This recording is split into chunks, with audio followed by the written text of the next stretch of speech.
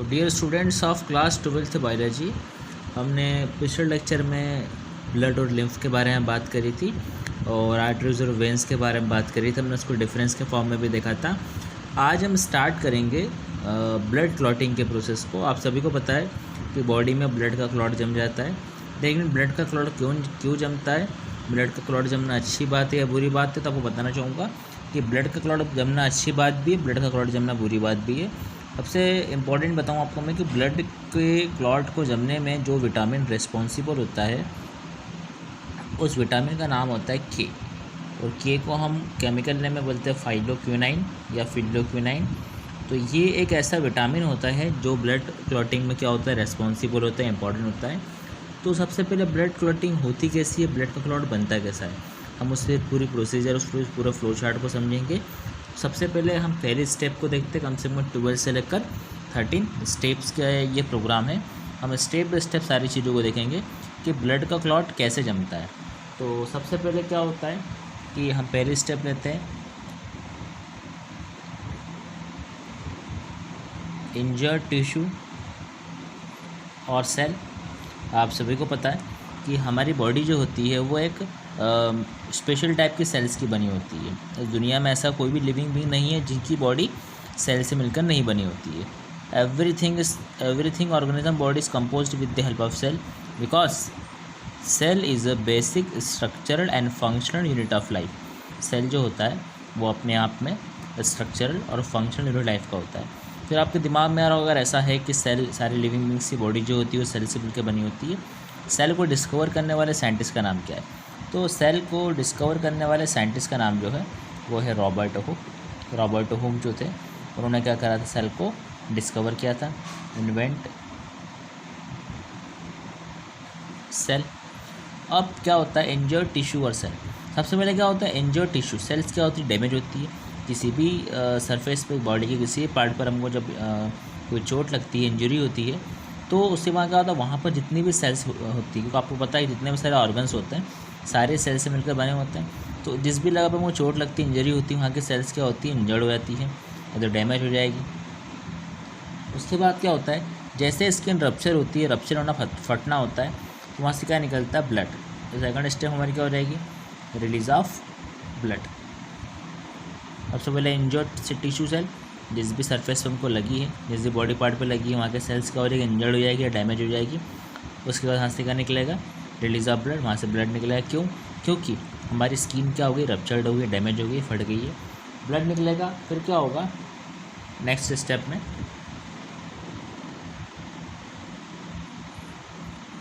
Thrombocytes to connect air with release many chemical. हमारी body में जो ब्लड के साथ में थ्रोम्बोसाइट्स रहेंगे वो एयर से कनेक्ट करेंगे। वो ब्लड जब बाहर आएगा तो बाहर के एनवायरनमेंट में क्या होती है, एयर होती है। थ्रोम्बोसाइट्स क्या होगा, कनेक्ट किससे करेगा, एयर से कनेक्ट होगा। विथ रिलीज मैनी केमिकल, उसके हाथ में कहा बहुत सारे केमिकल क्या होंगे, वहाँ से रिलीज होंगे। फिर जैसे ही थ्रोम्बोसाइट कॉन्टेक्ट करंट में आया और यहाँ पर जैसे ही कॉन्टेक्ट में आएगा ब्लड के, वैसे क्या होगा, यहाँ पर फॉर्मेशन होगा, और फॉर्मेशन जिसका होता है वो होता है प्रोथ्रोम्बोप्लास्टी। मतलब सबसे पहले सेल्स इंजर्ड हुई, डैमेज हुई, वहाँ से फिर ब्लड निकला। ब्लड जैसे बाहर निकलेगा और थ्रोम्बोसाइट्स के थ्रू क्या हो जाएगा, कनेक्ट होगा एयर के थ्रू, और उसके हाथ में क्या करेगा, बहुत सारे केमिकल्स को वहाँ से रिलीज़ करेगा, सीक्रेट करेगा। जैसे बहुत सारे केमिकल सीक्रेट होते हैं, फिर वहाँ पे क्या होता है, फॉर्मेशन होता है एक लेयर का, सो बोलते हैं प्रोथ्रोम्बोप्लास्टिन। प्रोथ्रोम्बोप्लास्टिन होगा। फिर प्रोथ्रोम्बोप्लास्टिन जो होगा तो प्रोथ्रोम्बोप्लास्टिन रिएक्ट विथ Ca2+, जो जिसका फॉर्मेशन हुआ था प्रोथ्रोम्बोप्लास्टिन का। तो प्रोथ्रोम्बोप्लास्टिन जो रिएक्शन करे कैल्शियम से, हमारी बॉडी में कैल्शियम भी होता है, तो कैल्शियम से क्या करेगा, रिएक्ट करेगा, और कैल्शियम से जैसे ही रिएक्ट करेगा फिर एक नई चीज़ बनेगी, वो बनेगा फॉर्मेशन ऑफ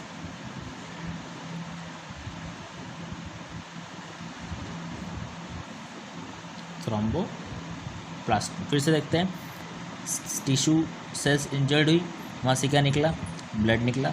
जैसे ब्लड निकला, ब्लड के साथ में क्या होगा, थ्रोम्बोसाइट्स किससे कनेक्ट होंगे, एयर से कनेक्ट होंगे, और बहुत सारे केमिकल्स को क्या करेंगे, सिगरेट करेंगे।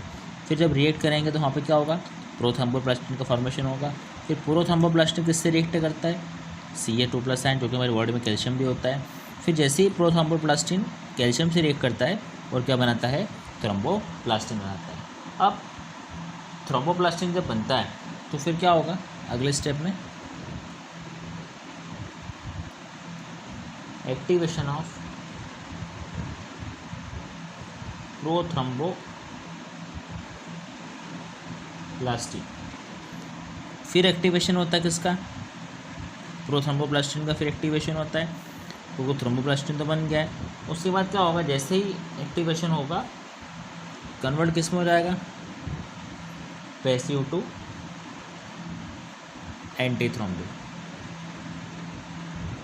पैसिव कंडीशन में आ जाएगा एंटीथ्रोम्बिक।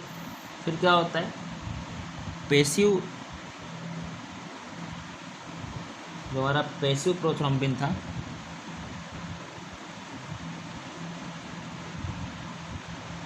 वो चेंज होगा, चेंज इन एक्टिव प्रोथ्रोम्बिन में।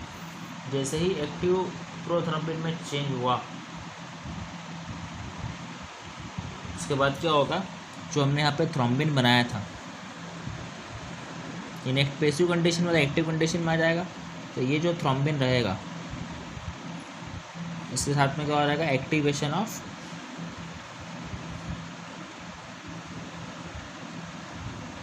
फाइब्रिनोजन। जो फाइब्रिनोजन होता है यही हमारे ब्लड के क्लॉट बनाने में क्या होता है, रेस्पॉन्सिबल होता है। तो अब उसको यहाँ तक नोट कर लीजिए, फिर हम आगे बढ़ते हैं।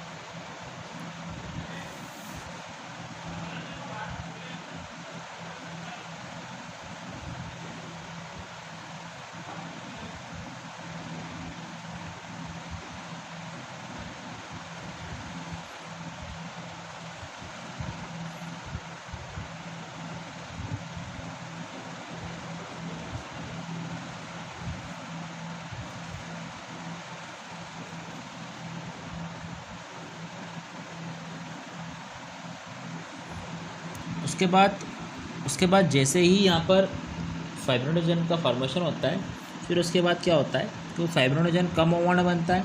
फिर क्या होगा, फॉर्मेशन ऑफ फाइब्रिन नेटवर्क। यहाँ पे फाइब्रिन का नेटवर्क का क्या होता है, फॉर्मेशन हो जाता है। फाइब्रिन का नेटवर्क बनेगा, फाइब्रिन का नेटवर्क का बनेगा तो फाइब्रिन क्या करेगा, फिर आगे काम करेगा। क्या काम करेगा, fibrin stabilising factor to blood platelet. और फाइब्रिन क्या करेगा, स्टेबलाइज फैक्टर डेवलप करेगा, किसके लिए, क्या बनाएगा, ब्लड की प्लेटलेट के लिए। और जैसे ब्लड की प्लेटलेट बन जाएगी तो फाइनली हमारा ब्लड क्या हो जाएगा, क्लॉट हो जाएगा, मतलब हमारा जो ब्लड का थक्का जम जाएगा, क्लॉट जम के तैयार हो जाएगा। तो ये आपकी प्रोसेस हुई है ब्लड क्लॉटिंग की। उसको हम फिर से समझ लेते हैं, सारी चीज़ें बहुत इंपॉर्टेंट है, आप उसको बनाकर प्रैक्टिस कीजिए, बिल्कुल ईजी है। मैं आपको फिर से समझा देता हूँ। तो आज के लेक्चर में हमने बात करी यहाँ पर ब्लड क्लॉटिंग की प्रोसेस के बारे में कि ब्लड क्लॉटिंग की प्रोसेस एक्चुअल में होती क्या है। सबसे पहले हमने यहाँ पे बात करी ब्लड क्लॉटिंग में, तो सबसे पहले ब्लड क्लॉटिंग के लिए जो रेस्पॉन्सिबल विटामिन था वो था फाइलोक्विनाइन। उसके बाद ब्लड क्लॉटिंग की प्रोसेस जो स्टार्ट होती है, सबसे पहले क्या होता है, इंजर्ड टिश्यू। आपको पता है कि हमारे ऑर्गेनिज्म की बात करें तो सभी की बॉडी किससे मिलकर बनी होती है, जितने भी लिविंग बींग्स है ऑल ओवर द वर्ल्ड, उन सभी की बॉडी क्या होती है, सेल से मिलकर बनती है। क्योंकि हमने देखा है cell is a basic structural and functional unit of life, जैसे कि हमने क्लास 10th में पढ़ा था चैप्टर नंबर 6 लाइफ प्रोसेस में। सबसे पहले क्या होती है, सेल इंजर्ड होती है। जो सेल हमारे टिश्यूज़ होते हैं या सेल्स होती है, इंजर्ड होती है। जैसे इंजर्ड होती है उसके बाद क्या होता है, वहाँ से ब्लड निकलता है। जैसे रिलीज़ ऑफ ब्लड हुआ, फिर जैसे ब्लड रिलीज़ होता है उसमें थ्रोम्बोसाइट्स जो रहते हैं वो एयर के कांटेक्ट में आते हैं, उससे कनेक्ट होते हैं, और उसके साथ में बहुत सारे केमिकल्स को क्या करते हैं, वो रिलीज़ करते हैं। तो बहुत सारे केमिकल रिलीज़ करेंगे, फिर रिलीज़ करने के साथ में क्या होगा, रिएक्शन होगी। फिर फॉर्मेशन होता है फॉर्मेशन ऑफ प्रोथ्रोम्बोप्लास्टिन का। फिर प्रोथ्रोम्बोप्लास्टिन का फॉर्मेशन होगा। फिर प्रोथ्रोम्बोप्लास्टिन जो होता है, जो बनकर तैयार हो जाता है, वो फर्दर रिएक्ट करता है किससे, Ca2+ से, जो कैल्शियम भी हमारी बॉडी में होता है, कैल्शियम से रिएक्ट करेगा। और प्रोथ्रोम्बोप्लास्टिन जो होता है कैल्शियम से रिएक्ट करता है, उसके बाद थ्रोम्बोप्लास्टिन बनाकर तैयार कर देता है। क्योंकि प्रो कंडीशन जो होती है वो किसी भी फाइनल प्रोडक्ट से बनने से पहले, फाइनल सब्सटेंस बनने के पहले ही कंडीशन होती है प्रो। तो प्रोथ्रोम्बोप्लास्टिन जो होता है वो थ्रोम्बोप्लास्टिन में क्या होता है, कन्वर्ट होता है, फॉर्मेशन कर देता है।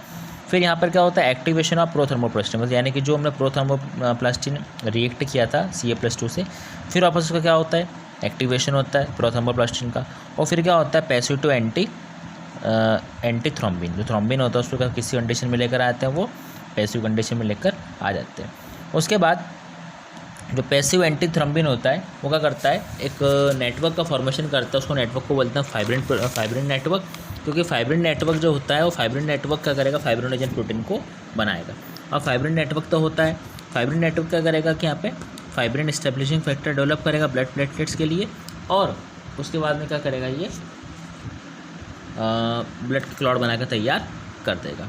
तो फाइनली हमने इस लेक्चर में बात की है हमारे ब्लड क्लॉटिंग के प्रोसेस के लिए, जो कि बहुत इंपॉर्टेंट एग्जाम के पॉइंट ऑफ व्यू से और नीट के लेवल से बहुत ज़्यादा इंपॉर्टेंट है। तो आप इसको देख लीजिए, इसमें जो भी दिक्कत आती है फिर हम बात करेंगे। दूसरा आपको बता दूं मैं कि RBC जो होता है, RBC हमारे रेड ब्लड सेल होती है, हम RBC को एरिथ्रोसाइट्स भी बोलते हैं। और RBC का जो टाइम पीरियड होता है वो होता है 100 to 120 डेज़, और WBC का टाइम पीरियड जो होता है वो होता है 3 to 5 डेज़, और WBC को हम बोलते हैं लिम्फोसाइट्स। तो आप इसे ध्यान रखेंगे। और इसका life time period 3 to 5 days होता है। और WBC के बहुत सारे टाइप्स होते हैं, जिसमें हमारा इओसिनोफिल्स, मोनोफिल, बेसोफिल, इसके बारे में हम देखेंगे। तो ये सारी बातें आपको बताई मैंने, आप उसको देख लीजिए। Please watch carefully and peacefully this video. Remaining part of this lecture will be discussed in our next topic और lecture. Thank you so much.